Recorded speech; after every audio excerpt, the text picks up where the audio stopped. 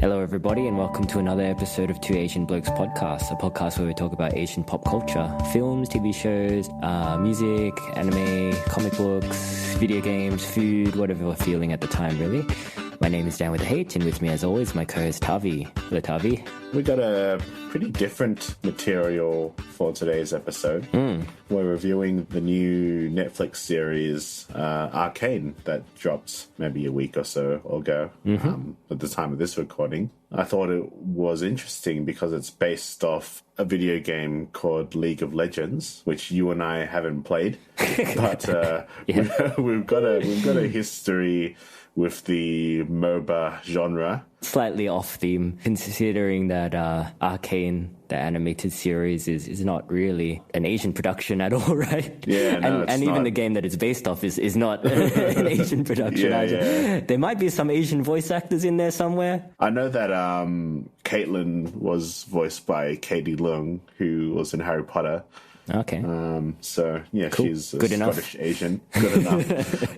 But no, the League of Legends games are really popular in the esports world, especially in Korea and China. They have massive stadiums for the grand finals. The prize pool is insane. Do you have the figures for the latest tournament? I didn't check it out that far. It's in the millions, though, right?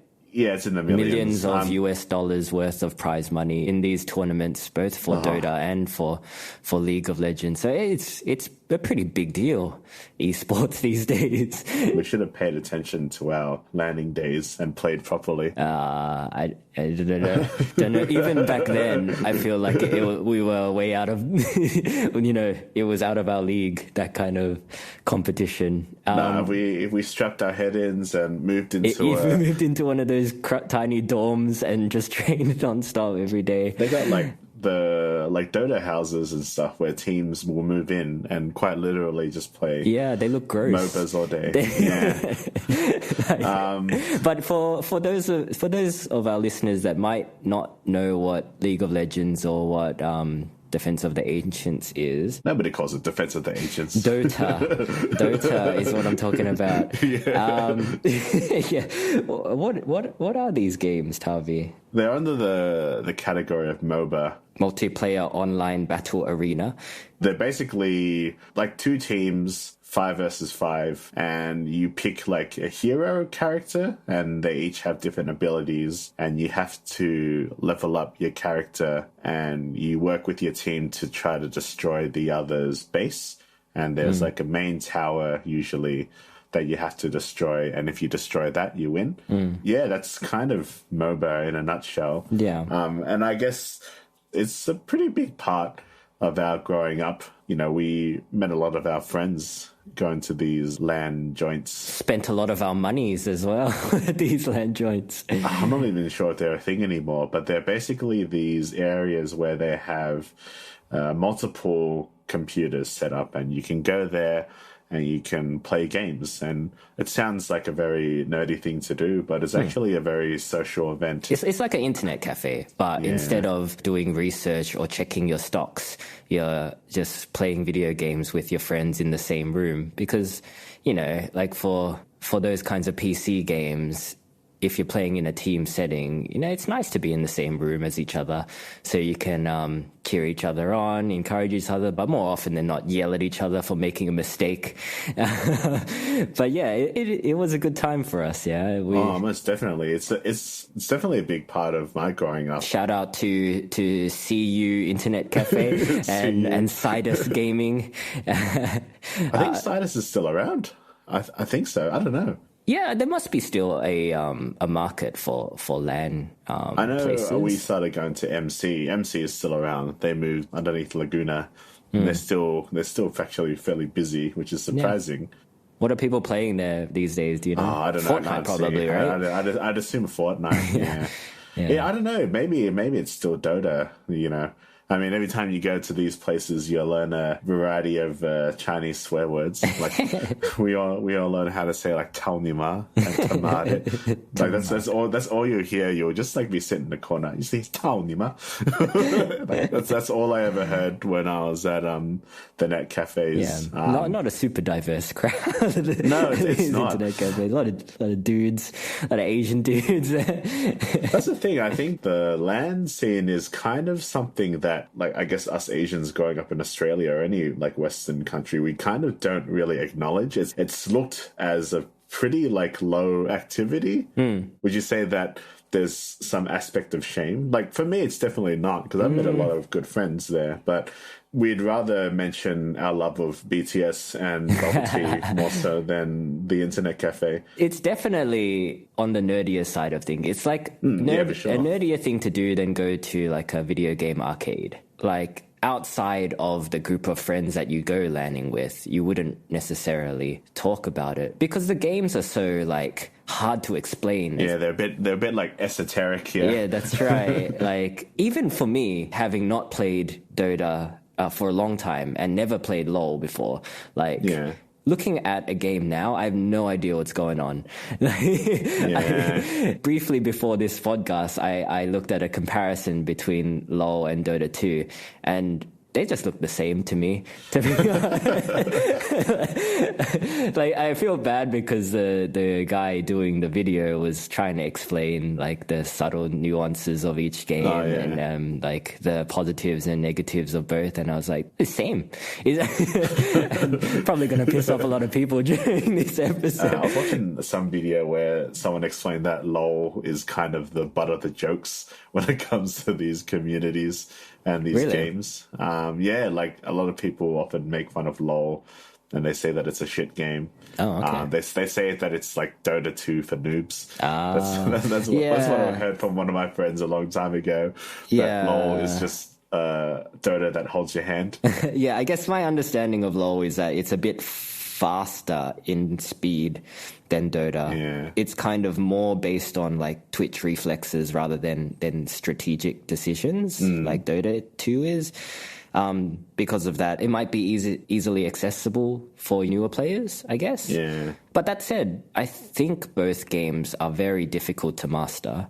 I mean, we played this game for 7-8 years. Yeah, we're talking like thousands of hours of gameplay just to get decent. You know? I think so. Yeah, we never played to enter the leagues. I think we stopped playing. Well, I think we were just getting older, but we stopped playing when we were getting into Dota 2, and then it was getting a bit too competitive. And we realized, this is not really fun anymore. It's like just people swearing at each other. We started with like OG like 3 corridors, and then eventually went to the original Dota, or Defense of the Ancients, as it's known as by everybody. So that originated as a Warcraft 3, the Frozen Thrones custom map. We played a lot more of original Dota. Dota 2 is, as the name suggests, it's the second game coming from Dota, but rather than using the Warcraft 3 graphics and engine, it's being developed by Valve instead. And so it has its own style, its own graphics, and its own characters because they couldn't legally get the licenses for a lot of the Blizzard characters, obviously. So we didn't play that much of Dota 2 because, as you said, it is a bit more competitive, and it's different. It feels different as well to Dota. Like I found that because the graphics are more refined, it was harder for me to follow, if that makes sense. Because things aren't as like crisp and clear. That's right. I guess it would be similar, like if somebody that was like 30 during the Super Nintendo era tried to transition to like a PS5 era game, it would be hard for them. Yeah, maybe. I'm not sure, because I've always been gaming through most of my life, really. So I've kind of adapted to, the new modern controls and, standardized controls. Yeah. But every now and again, I'll play a pretty new game. Recently, I've been into a lot of indie games, more so than the AAA stuff, because, the market's got so big so fast that it's become very commercial very quickly. And not going into too much, but there's always a lot of mistrust between consumers and AAA games because of all the, I guess, the lying and the marketing and the unfinished games and patch it later mentality. Loot boxes. I think loot boxes have mostly been quelled because it's just too transparent. Unless you're playing Dota 2 or LoL. No. Sports gamers eat that shit up. Like I guess because they're FIFA. They're targeted to dads that don't know any better, I think. Oh no, from what I've heard, the community is pretty damn toxic when you play like FIFA and those games. Like there's been a lot of broken controls or broken screens. Yeah, same with a lot of games. A lot of multiplayer games, I would say. I think multiplayer games bring out the worst in people. I think so too. Similar to sports, I guess. Like sports as well, competitive sports kind of get you fired up. I think they call it white line fever, right? Where somebody that might seem like a rational person during their everyday lives, as soon as they start playing sport, they become like a different person, like just super competitive and often rude. I've definitely seen a fair few compilations of what they call like salt compilations. It seems to happen pretty frequently in the Super Smash Brothers scene. There's a lot of it, which it's is so really weird, funny. Because everyone plays it. It's got such a big scene, but like if you look at the art style itself, it looks like it's a kid's game. But there's so many people that get passionate about it. It's the same with Mario Kart, right? Like. Oh yeah, that game brings out the worst in me. You're combining two things: video games and driving, which is gonna fucking make you turn into just a freak. Because I'm a pretty mellow guy, you know.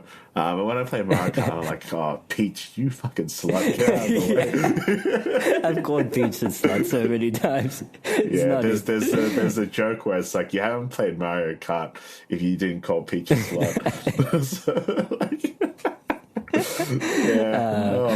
like, we're not exempt from that kind of toxicity. Like you and I have definitely raged over video games before, and games like Dota back in the LAN days.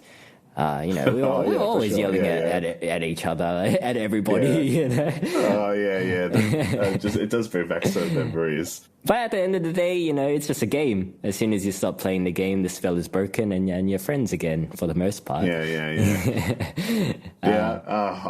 just thinking now. Of course, I'm not going to mention them, but there have been some tensions. Did you have any that stand? I have one in particular that stands out in my mind. I won't mention any names, but I was just remember we were playing online, so it was the 5 of us in the same room, but playing against a team that we didn't know, like across the internet kind of thing.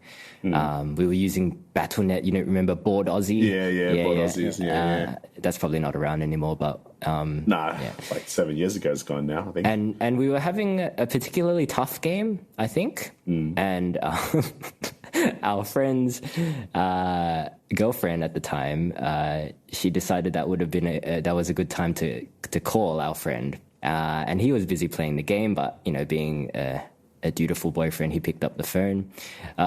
He didn't stop playing the game. He played while talking on the phone with her, but I just remembered him getting more and more frustrated because I think she was drunk dialing him, and he just I know this story because I was sitting next to the culprit when this was happening, and I have a very vivid. It was just a boiling pot, just slowly building up the rage until eventually he just snapped. There was definitely some colourful language, and I think I know Boone and Nat will be listening to this. So they know the dialogue that went on. Words were said over the phone, not nice words, but I remember him having a really good game as well. Funnily enough, playing with one hand and distracted on the phone, he actually had a pretty good kill-death ratio at the end of it. We won that. We won that game. Won it. We got mega creeps. This is getting a bit technical, but like I'm gonna mention a story. Yeah, go for it. And this one directly involves you. Oh, okay. Because people know that you kind of have a reputation for, what's the word, subterfuge? Is that I was trolling before trolling was a thing, baby. And I remember... I'm not even going to bother trying to explain the technical side, but I'll just go for the story. I was playing Slark, and I was having a really good game, and I needed to get a basher. And then I bought one at the base, and I went to go collect it, and then I just see your character just kill my item. And then I was like, fuck it.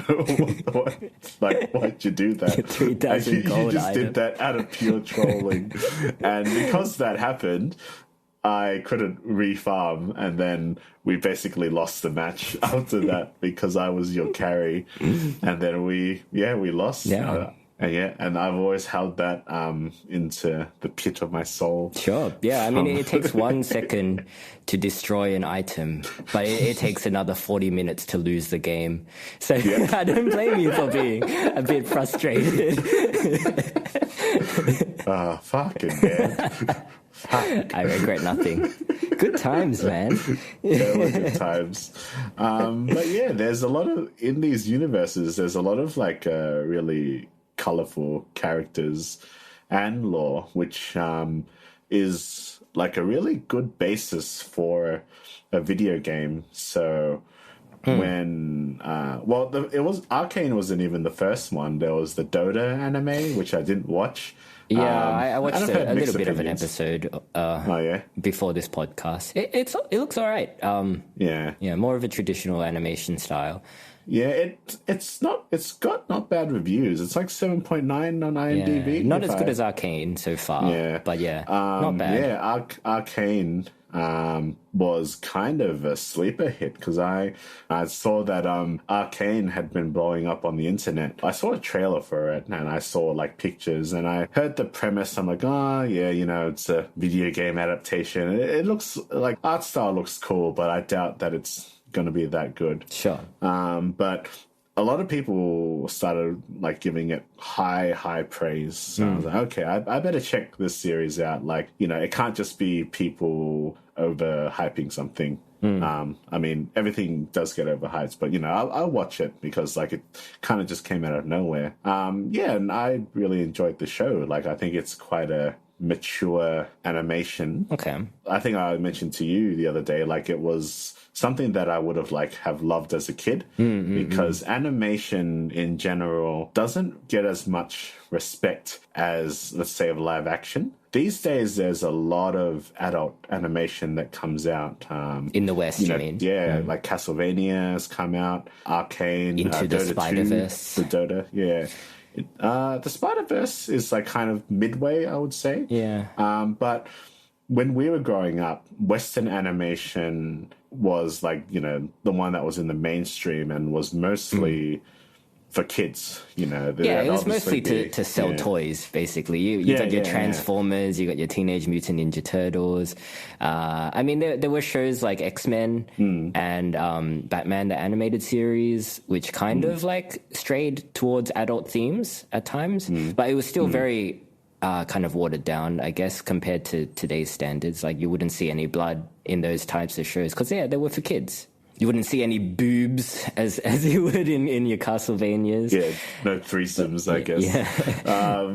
But yeah, it would mostly be The Simpsons and South Park, King of the Hill, maybe Dilbert were the only animations for adults that I can remember when I was young. Maybe Dr. Katz, but they were all comedies. Yeah. Whereas if you're comparing animation in Japan, anime for adults has been the norm for a while. When I guess people's mentality over there is whether or not it's animated, it can be for kids or for adults. And it was only when maybe Ghost in the Shell and Akira started coming here, even Cowboy Bebop, that's when more mature animation was coming out. And I'd say we'd come a fairly long way, as I was saying before, Castlevania had come out. But people here still have that mentality that live action is for adults and animation is for kids. Oh, you and think so? That people still feel that way today? I've had like, when I've watched maybe a Ghibli movie or some other anime, I've had people like, I think I was watching at some party or some like family gathering, and people like look over and say, oh, like you guys are like 30 and you're still watching kids shows. Yeah, I think that's a really good point. Like that's a good comparison, like a Ghibli film compared to a Disney animated film. You know, Disney animated films have always been for kids, whereas a Ghibli animated film, like kids might appreciate it on some level, but they're arguably more for adults. Yeah, and that's kind of like the difference between how the West perceived animation and how the East did, Japan specifically. Why do you think animation doesn't have as much sway? Yeah, I think it comes down to the history of the two. Like comic books in the West compared to manga in Japan.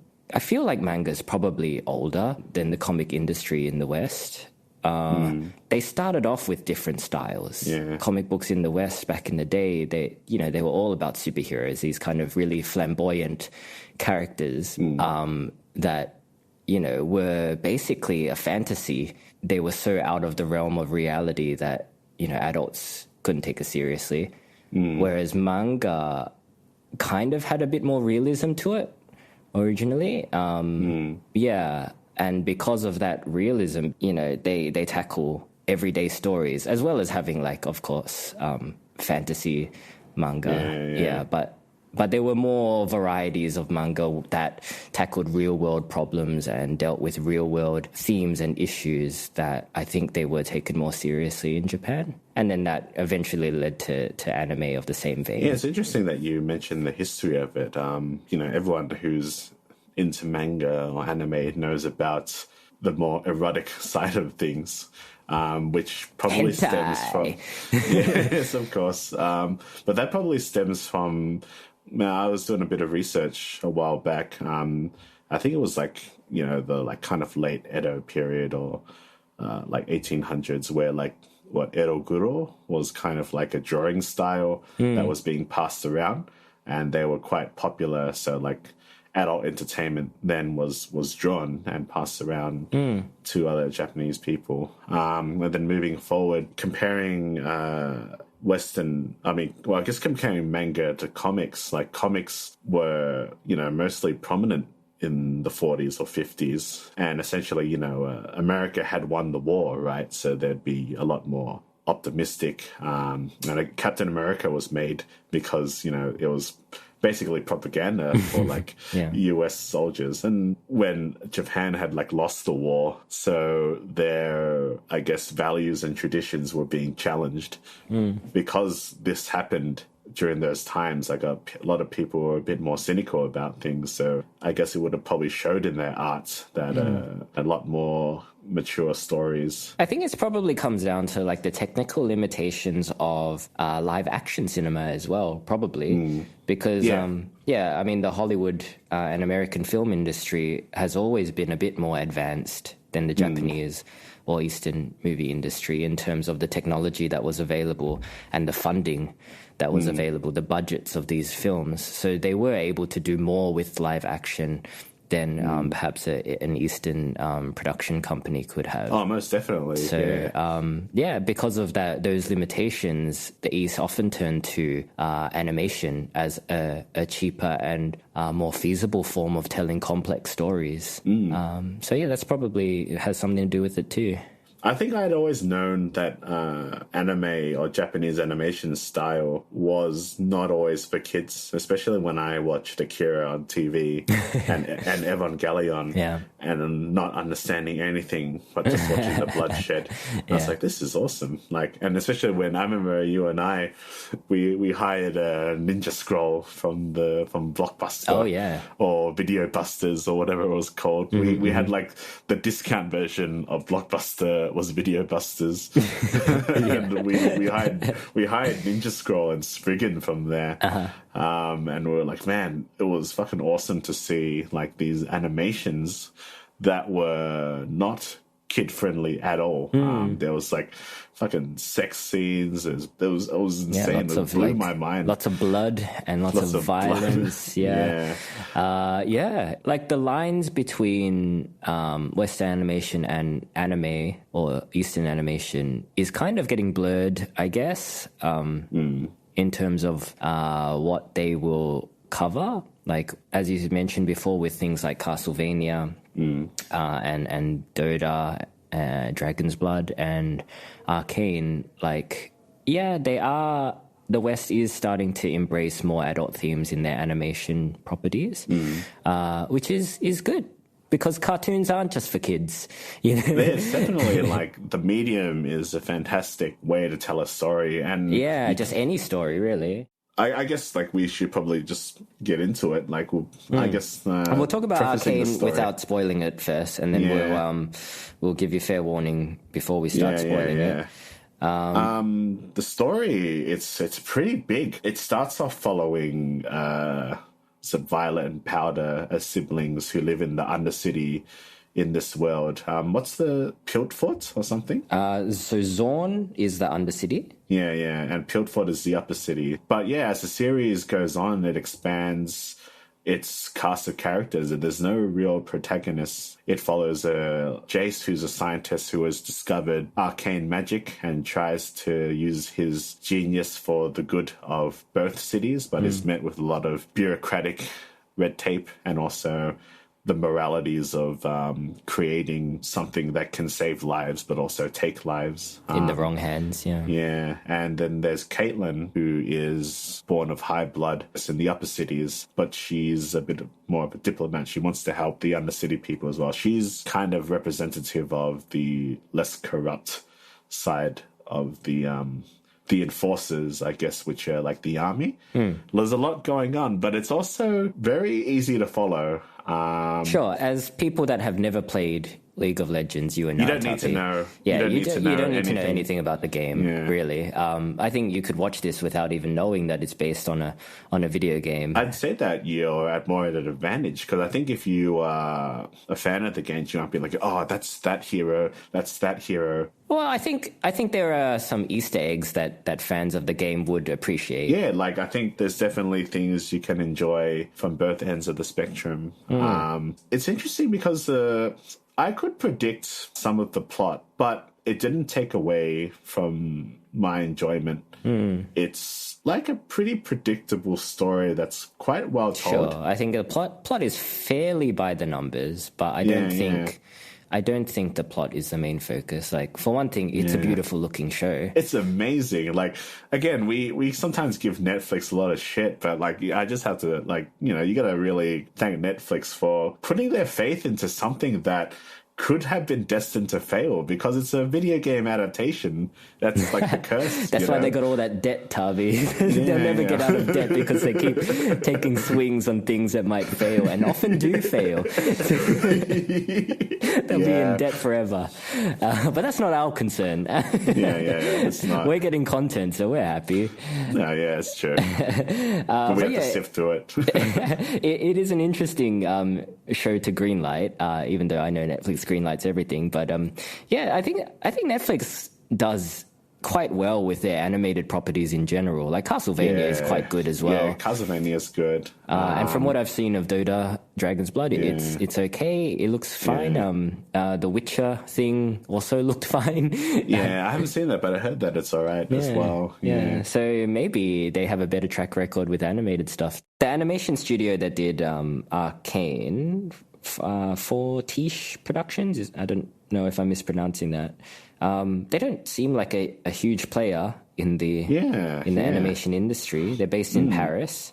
They mostly work in games, I think. The art style looks like a game, right? Well, they specialize in a unique mix of 2D and 3D. So that's why, you kind of get that cel-shaded vibe to it, like a Borderlands kind of thing. Or Into the Spider-Verse. I definitely got a lot of vibes, especially the air hoverboard dudes. They look like the new Goblin.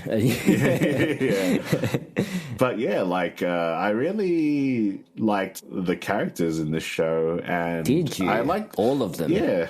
Okay. I did, yeah, and I like the dialogue as well. We were talking about how to write anime dialogue without it sounding Cringe. weird. Yeah. And I think when you watch shows like maybe Castlevania or even Arcane, they do it pretty well because they talk in that fairly unique, I guess, fantasy talk, but it's also like modern as well because you know they've got like guns and they've got Imagine Dragons. Yeah.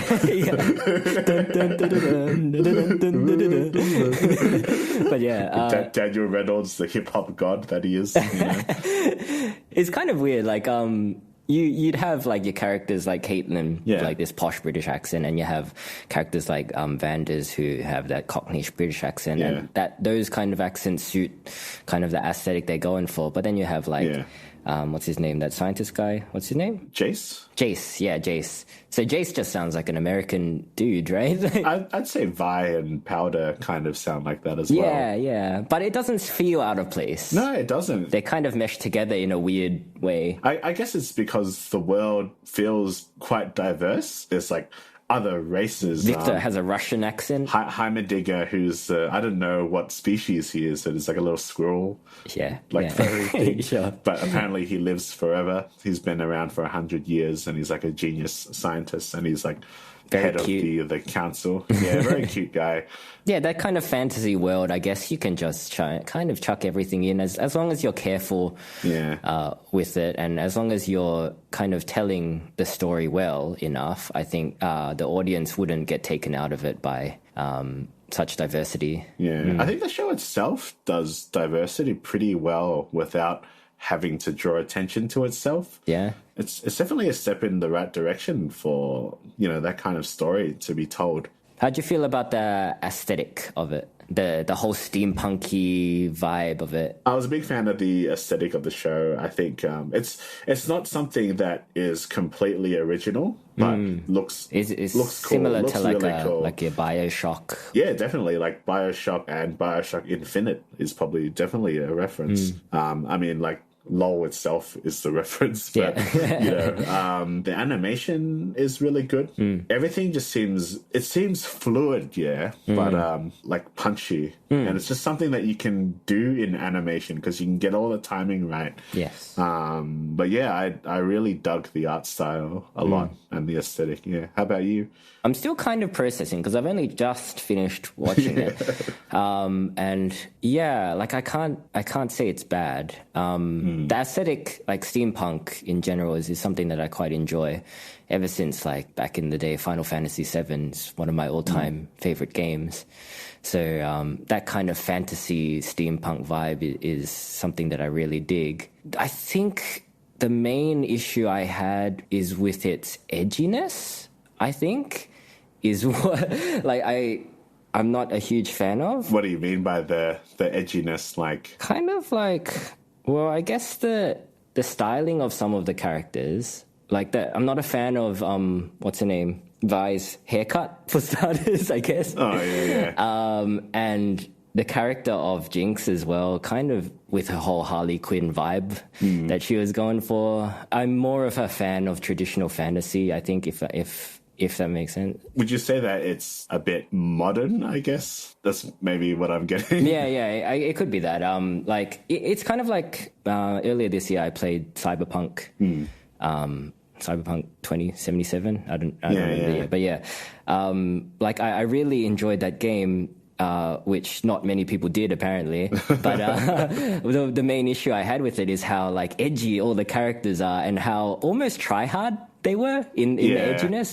The way they swear really unnecessarily. Yeah. It's almost very like kind of an adolescent attempt of being edgy. I played Cyberpunk for a bit, and I completely agree with you. So this show, I got a little bit of that vibe, and I think that's what turned me off a little bit about it. That's interesting. I didn't think it was that edgy. I felt like, I definitely got the Harley Quinn vibes from Jinx, but I felt like it was earned because of major plot point we'll talk about in spoilers. Yeah. But I kind of liked that kind of flickery art style that they did with her. Like the she neon, did have like the neon voices stuff. I think like, again, it's not like super original, but I did buy it because of what has happened to her. And on the part of Violet, I mean, that haircut, yeah, that's fair. But she's cool, also, man. I really like her as a character. Yeah. I just didn't dig her styling for she's definitely like, I guess, tomboy side of things. But I enjoyed her character. Her motivations are clear. I found her compelling. I think what I enjoyed a lot about the show is the dimensions that you see of each character. Yeah, the character development is good, and the story is well told. And the relationships and interactions between the characters are, they feel very genuine, and that makes all of the development earned. Yeah. There's a lot of fairly like interesting, mature themes in this show. Like what really struck out to me was Jace's story when he has discovered, arcane magic. But there is kind of that conflict whether or not he should or shouldn't do it. And this kind of ties back to kind of keeping the peace between the Zorn, the underworld, and Piltfoot, which is like the topsiders. Like Piltover, Piltover, that's it. Yeah, you're fucking fake cunt. Like the themes of war is I find very interesting because like people want to fight for their independence or whatever. You want to fight for your knowledge. You want to improve things, but there are severe consequences to these things. I mean. Especially like today, like everyone talks about, like I'm always seeing, on the news, like especially 60 Minutes investing, when are we going to go to war with China, that kind of thing. And I see headlines like this all the time. Nobody wants war, but I almost get a sense of warmongering just from the media. And like, I thought about this a lot when I was watching Arcane, like what would happen if we did come to war, like especially us, I mean, we'd be first to go. Yeah.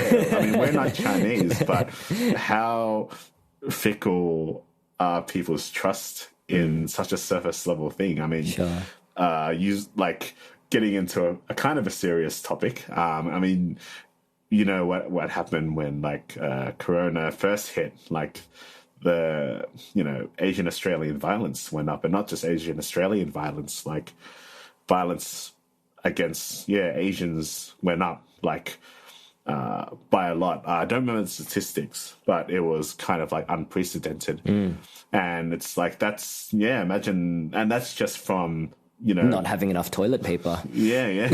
So imagine what would like you talk like a lot of passion and stuff, like but if you start war, what would happen? Like that's no one wants to see it, but some people like want it. So I just thought of the morality.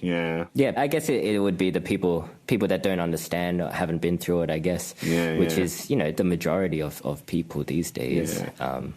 Because it's like you think about that a lot with Vander, one of the other characters. He's like the father figure to Violet and Powder, and he's like, I mean, it's the opening scene, like the price of war, and it's like he says a pretty interesting quote. It's kind of like along the lines of like, what are you willing to lose? Who are you willing to lose? Yeah, that's it. Who are you willing to lose to achieve independence, or who are you willing to lose to fight for what you believe in? And that's a pretty hard truth, because sometimes you got to think about like, how's it going to affect you? When you're looking at the big picture, it's harder to take notice of the more personal aspect of something like war.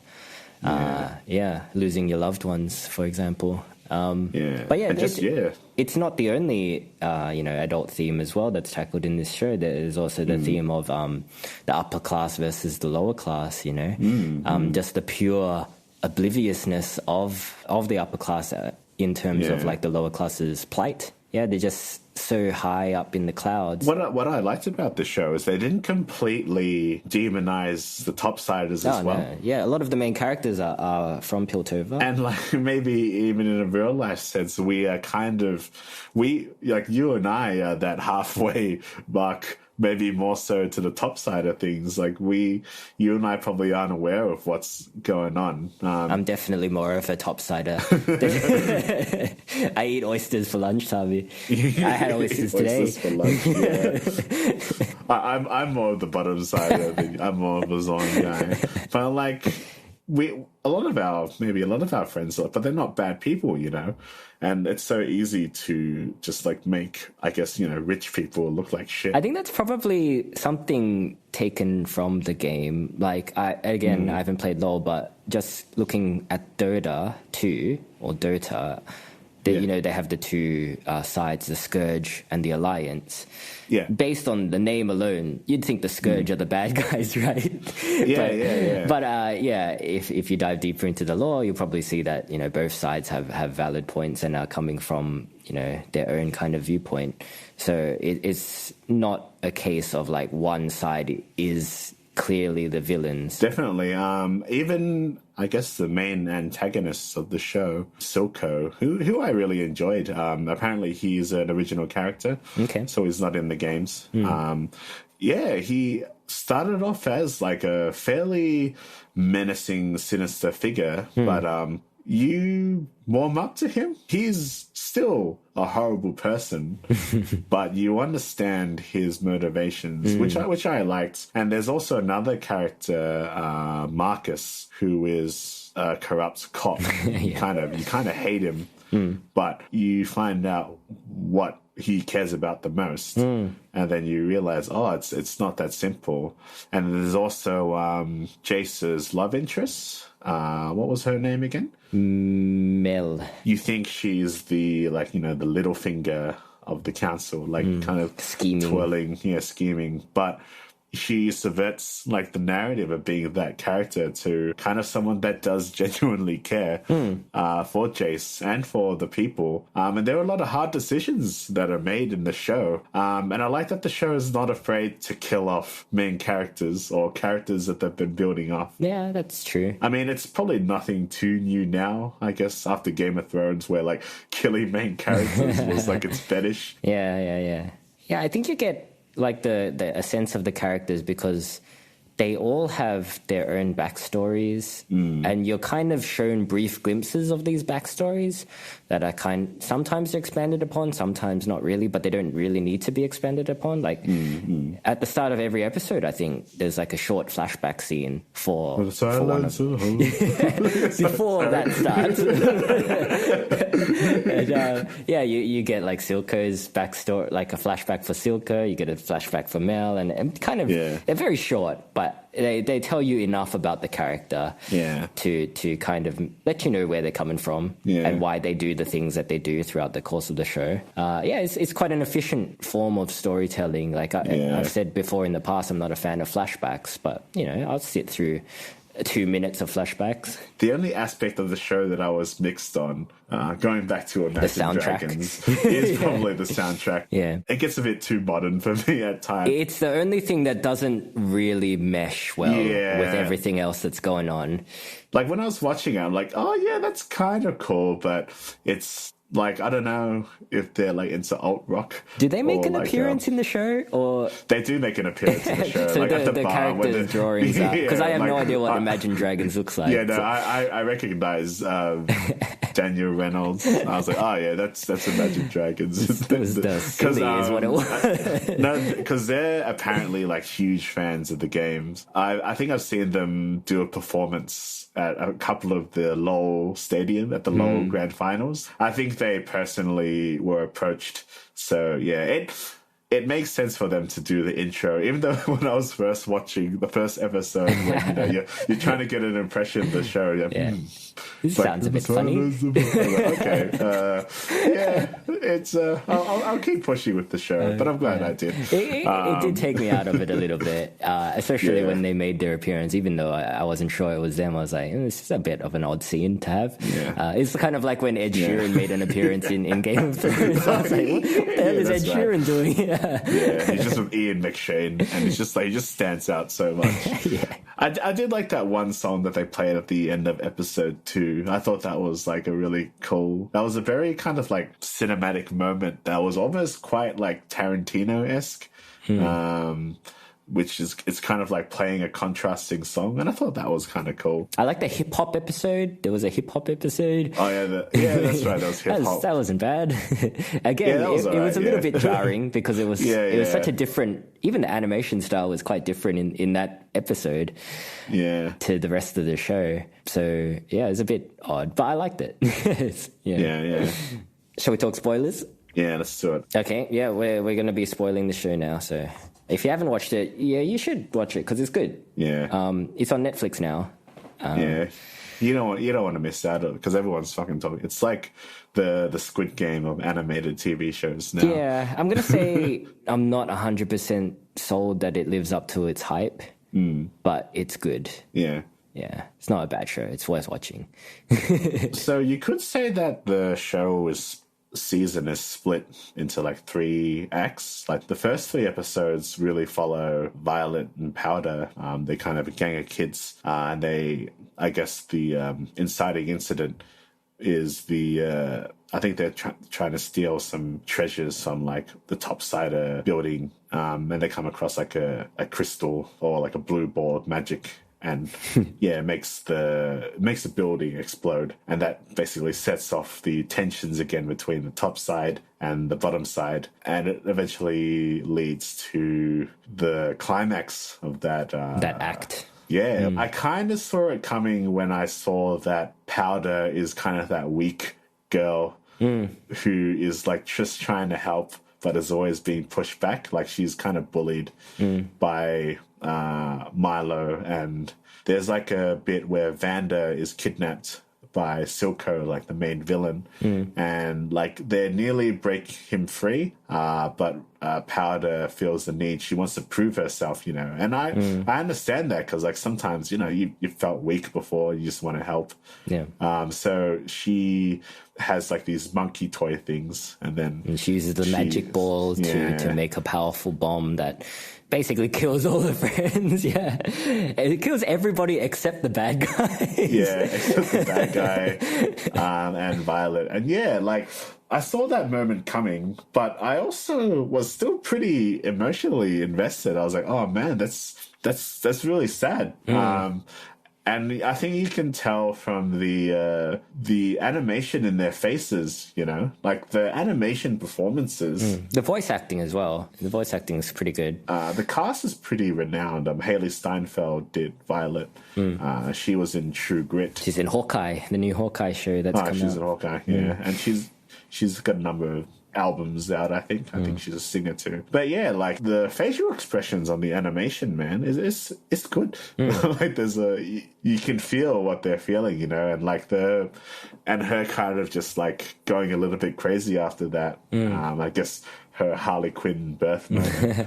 I thought it was believable, and I think when she Powder becomes Jinx, I think I believed that transition. At first, when I saw that she was doing the Harley Quinn thing, I'm like, it could get a bit grating, but they don't spam that dimension of her. Like, she has like this kind of weird off relationship with Silco, and I think that was intentional. So Silco's the main villain who takes Powder to become Jinx because Violet is taken to prison and not able to like rescue her, but like Violet is kind of like punches Powder. She's like, "This is all your fault," kind of shit, and that's pretty scarring. They part on bad terms, which ultimately leads to Powder becoming a villain, I guess, in her own right. Vi gets sent to jail.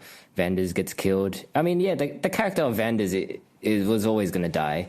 I think you knew that, yeah. just a bit too heroic. Did you see that coming, or like did you? I didn't see Powder's turn coming. Yeah. I expected her to be more of a protagonist, like the kind of character you discount as weak, but actually they've got bravery, so they're the strongest out of the group, kind of thing. But then when she did her turn, I didn't really dig it, but it served the narrative well, so fine. I think the whole like dynamic of Vi, in her mind, abandoning her sister to this life of like crime, and her despair upon finding out that Powder is actually working for Silco, the person that, you know, by all rights they should hate for killing Vanders, their adoptive father. I think because Powder's turn to Jinx served the narrative well, I was able to get on board. Not a huge fan of the scenes where she's just freaking out alone and like, you know, doing Harley Quinn. I think it could have been less of that.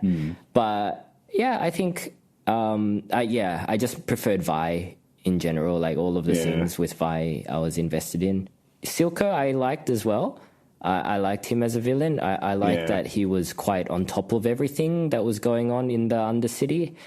Yeah, you know, he's kind of got these other gang members that fall in line under him. Yeah. But it's a very kind of tenuous power balance, I guess. Well, it parallels basically what's happening at the Topside Council. Like, yeah, that's right. Everyone's turning against like leadership. Like, you know, not everyone has their shit together. Whether it's the leaders of the underworld or the leaders of the Topside, and it happened with Vander as well. It's like, you used to be this person. Like, why don't you take action? And this goes back to like what we were talking about before. Like, is it worth war to fight? Like, the fact that they're willing to make a peace deal with Silco at the end of the show, just jumping a bit, shows that like he's not just a monster. He's probably a monster in the underworld, but he's not wanting to, you know, end the world like for his people. Yeah, he just wants equality. For that, like a lot of people would see him as an anarchist and a terrorist, basically. But I mean, he is a bit of a drug dealer as well. Let's be honest. Oh yeah, because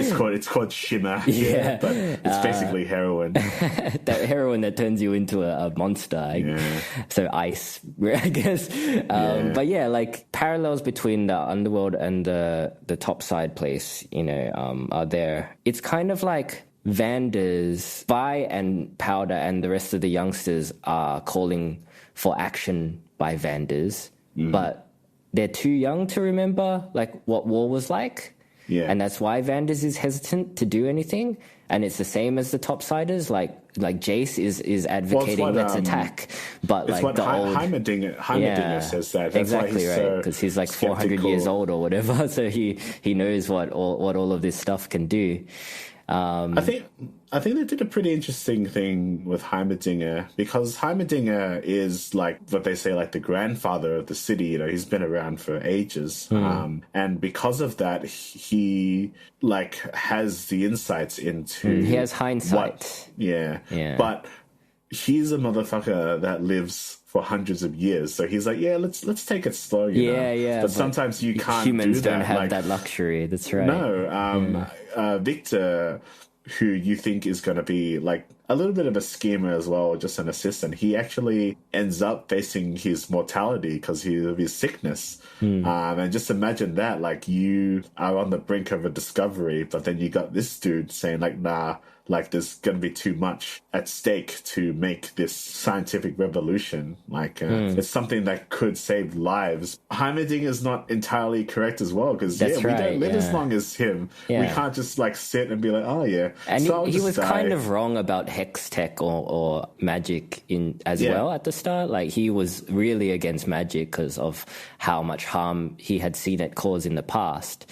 But then when Jace and Victor kind of stabilize it, he's like, oh yeah, let's use it. Let's make our city rich. But then he kind of flip-flops again. He's like, actually, this is probably a bad thing, like I said originally.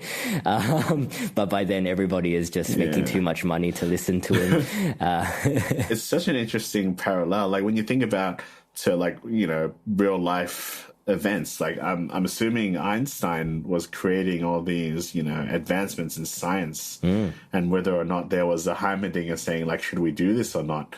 I'm sure like when he wrote like E equals MC squared, he didn't I think that it was going to blow up. That analogy, Einstein's probably Heimerdinger and Oppenheimer is probably Jace. yeah. So there's like unethical ways to do things with people who have good intentions. What's the saying? Like the path to hell is paved with good intentions. But yeah, that's just another layer of what I liked about the show is I thought about like a lot of these things, and I think that's a sign of a good show is when you can think about definitely when there's no clear good side and bad side in it. All of the antagonists' actions are kind of justified. I think you can sympathize with them and even on some level root for them. That's the mark of a good antagonist, I think. I guess we should mention maybe Caitlyn a bit. Maybe even just thinking maybe she has kind of the shorter side of the story. You don't see her develop too much. Yeah, there were a lot of characters in general, I think, which is generally a weakness in shows with this length, I think, because, you don't have that much time to flesh out every character's story. Like Victor as well, is kind of there. But and he has his own arc, but it's not super fleshed out. It does have kind of a resolution. His climax was kind of sad. I was like, oh shit. It was sad, but like what? I was like, oh fuck. He kills his love interest essentially. Sure, but I don't know what was going on with his leg and arm kind of thing. It wasn't really explained. Like whenever something like that kind of happens, I'm like, oh, maybe it's from the game. Like Jinx's turn as well. I was like, this is a bit over the top, but maybe it's because it's how she is in the game, so they had to make her that way. She's like that in the game. She's like a Harley Quinn psychopath in the game as well. Right. So I think, they did a good job. I think they did a good job into morphing her into Harley Quinn. But yeah, Caitlyn, she has that typical like kind of detective storyline. She's trying to figure out what's going on, and she kind of learns more about the underworld. She develops a close bond with Vi. I was reading, or I heard that the writers were deliberately making it romantic, but without being too forceful. And I think they did a good job with that. It felt natural, So, I like that. I'm hoping to see a bit more of her in the next season because, I'm just trying to think now. Like, she doesn't have too much of an arc in this season. It's mostly Violet, Jace, and probably Silco even. Because he, as I said, he's like a sinister villain at the start, puts shit into his eye, which is very relatable to me right now. It's a villain move there, Tavi. When he's like putting the thing and he goes, like his eye. I actually do have an eye drop that like stings for like a bit.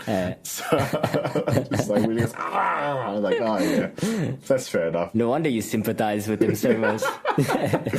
What did you think about Silco's end though? The dinner table scene. It was abrupt. I'm not sure if I have a feel like he's dead. He's dead. So he got shot. By I feel powder. I feel like it makes sense because like throughout the show, he's basically losing the trust of his generals, and he almost takes like a Vander-like role, because in the end he's like, look, let's make peace. He makes a deal with Jace. I mean, he's still nowhere near as a good guy as Vander, and you can actually see that after the end of Act 1, you see how Topside has gotten way better and Zorn has got like worse. Like, it's like when Scar took over the Pride Lands. It gets all fucked up. Like technology has grown there, but it has become like a den of drug addicts, and it's just not a nice place to be. Whereas Vander, he had like this sense of community with the people, like how the enforcers are trying to make business there, and like he has that guy's back where they try to screw him over, and everyone like has Vander's back. But there's always people who are just wanting to backstab someone else. And I think Silco, with his morals, were being questioned because he did genuinely like love Jinx, like as a daughter. Was he going to turn her in the end? Was that what he was going to do? He said that he would never turn her in. He said that. I don't think he was. What did he say when he was sitting in front of the Vander statue? Because he... Oh, yeah, he has a said moment, something. yeah. Oh, I don't remember, actually. And then I know what thing you're talking about. Jinx overhears him, and then that leads to her capturing him and giving him that dinner party thing. Yeah. But I think he was probably questioning it because, like, Jace says, like, you have to give up Jinx. And that mirrors what they say to Vander. Like, you have to give up someone. As much as there's, like, good intentions behind what people are saying, you know, there is sometimes there's just that price that you got to pay. And it's just not an easy thing because, again, like, are you going to sacrifice one life or, like, you know, the thousands? Like, how much is peace worth? Yeah, I guess to me, it wasn't that clear whether he was going to turn Jinx in or not. And I feel like I would have felt better with his ending if maybe they made it a bit clearer that he would never have turned Jinx in, like, you know, that he had found, like, that kind of connection. Because he was kind of still a rat bag at the end. Yeah. No, I think, like, at his core, though, because you're always going to question whether you're going to do something. Should I kill Tari's Basher or should I not? I think I'm That's not even it. A question for me. But, like, that's your core, you know. But, like, we all have, like, I guess these, you know, moral quandaries here and there. I do buy that ending because he's maybe turning a new leaf. Like, you don't know. Like, you never know. You don't know what man he was going to be after that. I guess, like... And now he's dead. We'll never he's know. Dead. Yeah. I actually had wondered if Violet was going to be the one that got shot there. Like, that would have been interesting. But she's a character in the game, so nah. No. Which is probably, like, maybe because I don't know the games, I don't know who's going to survive. But if you're like a LoL, it's like, oh, she won't die because she's in the game. Echo's in the game as well. Is he? Okay. Yeah. Jace is in the game. Caitlyn's in the game. I guess that anybody with a custom weapon, right? Yeah. They have that moment where it's like, oh, he did the thing in the game. Yeah. When it's like, I'm pretty sure when he's like shooting hammer. the hammer. Yeah. That's a very video game thing. But we should, like, give mention to. I think we did talk about, like, the fight scenes. Like, they're really well animated. Yeah, very fluid, very stylized. You know, it's very colorful in general. Like, whenever somebody punches someone else, there's like a hit of color kind of thing. Yeah. And it makes it much more impactful and just cool to watch. Yeah. Like, I honestly, personally think these days, animation tells more of a mature story than what a lot of live action shows try to do. You can definitely get a lot more style out of animation than you can with live action. Like, I would have loved it as a kid. To be, like, taken more seriously, I guess. For sure. These stories. And it seems like everybody is on board with this show, like fans of the game and mainstream audiences alike, which I don't think is an easy feat to pull off, right? No. It's easily one of the best video game adaptations that exists. I mean, from what you're saying, like, you weren't as into the show as I was, but, like, you can't really deny that it's way better than a lot of the video game adaptations that are out there. Oh, for sure. Yeah. That and Castlevania are, like, the top, to be honest. Yeah, Castlevania. I probably enjoyed Castlevania a bit more than this. But, yeah, this is up there. It's very good. I think the length of it maybe as well was something that I felt like maybe it was a bit too long. Maybe they could have condensed it a bit. I don't know. I watched it day by day, so I didn't. Yeah, maybe because I binged it. Yeah. Is it because, like, I got to binge it for the podcast? Sometimes that's what I felt like when I watched Star Wars Visions. I'm like, this is a bit long. So they're like 15-minute episodes. It could be, yeah. But these were like 40-minute episodes, and nine 40-minute episodes. Yeah. I'm not a big fan of binging stuff, so I usually try to watch stuff day by day. So I was usually watching Arcane while I was eating lunch, and then I'd watch an episode, and then I'd go do something else. So I feel like I got to take breaks from it here and there. Got to hear Imagine Dragons at least once a day. Yeah. Like, you know.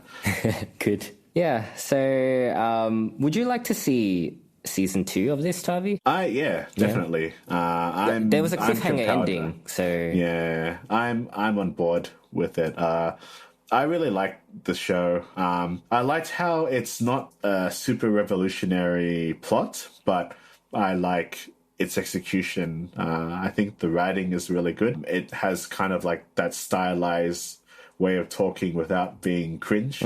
It's like a video game, like a well-written video game, like a Life is Strange kind of thing. Yeah, that's a good example.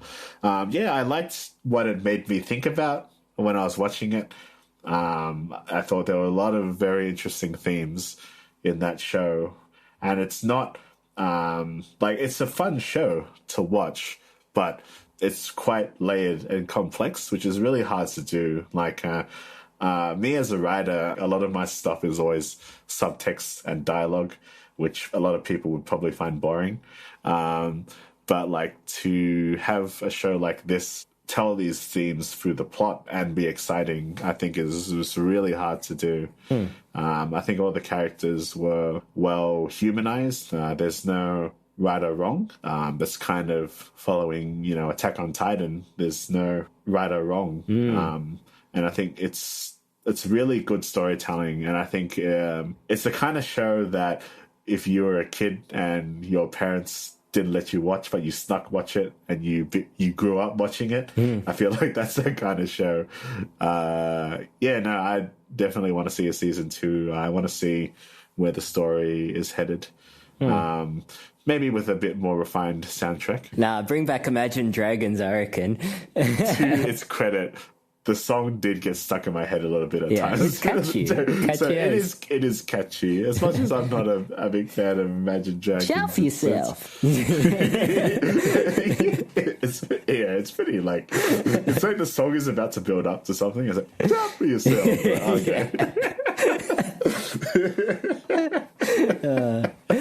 I would agree. I think it's a good show. I'll definitely watch season 2. I'm even tempted to watch the Dota anime based on the strength of this show, because I wasn't expecting much from this show, to be honest. Like the way it was marketed, the way I came across the marketing, it was just it's another Netflix animated property. It looks okay.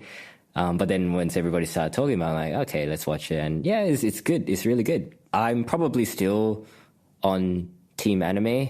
I think I'm like, for example, I'm much more jazzed for the last season of Attack on Titan than the second season of this. Attack on Titan, man. It's coming. It's coming sometime early next year, and we'll cover it when it comes out. Attack on Titan is I would put that in the school curriculum, man. Attack on Titan. It's great. But this show is good in its own right. It's definitely got a unique animation style, which I dig. And the story is serviceable. The performances are very good. The world building is well done. And like I said, even if you don't have any concept of the game, you can still enjoy this, as I did.